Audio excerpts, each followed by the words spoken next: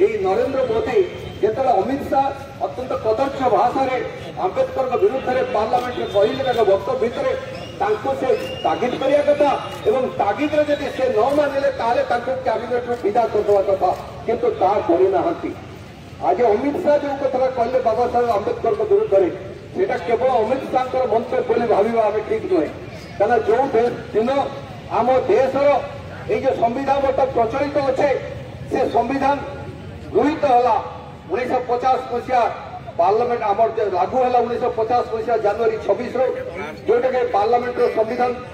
सभा गृहीत होता 2049 2 मास पूर्व 2049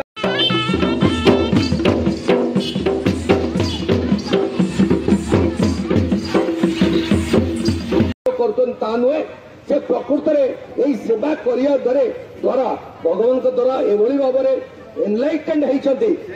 से काम करने को आज चाहती मन खुशी कर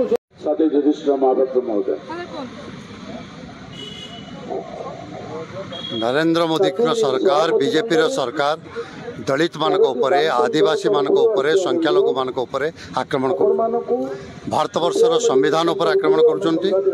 भारत वर्ष में मनुष्यहिंता को ब्राह्मणवाद को तोपाई पुणी थे उद्यम आरंभ कर भारत वर्षर पार्लियामेंट भितर भारत वर्षर गृहमंत्री भारत वर्षर संविधान प्रणेता बाबा साहेब को ऊपर अशालीन अरुचिकर मंतव्य प्रदान कर आमे आज प्रतिवाद करुचु विक्षोभ करुचु जे अमित शाह क्षमा प्रार्थना करंतु नरेंद्र मोदी क्षमा प्रार्थना करंतु तुरंत अमित शाह को बहिष्कार करंतु अमित शाह इस्तीफा दियो जो पर्यंत अमित शाह इस्तीफा देना अमित शाह को बहिष्कार करा जायनि से पर्यंत आमे राजरास्ता आंदोलन करूँ एवं ए सरकार जो आक्रमण करुँच दलित को ऊपर संविधान को ऊपर संविधान बदलैबा जो प्रचेषा ताको करबा को दिया जीव नाही जहाँ परिणति हम तापाई सरकार दायी लड़ाई चली मोदी विरुद्ध ये तो एमती अवस्था देश में तैयारी दरदाम बढ़ुची मुद्रास्फीति नियंत्रण ना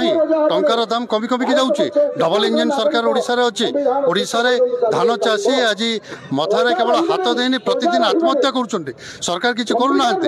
एवं निजक बंचाई सरकार एभली अशालीन अरुचिकर मंतव्य दौरान एक ग्रहणीय नुह एक ग्रहणीय नुह ये देश में संविधान को बदलैवाई उद्यम हम एक ग्रहणीय नुह आम रास्तार थिलु रास्तार रही लड़ाई करूँ लड़ाई करके बोलाया।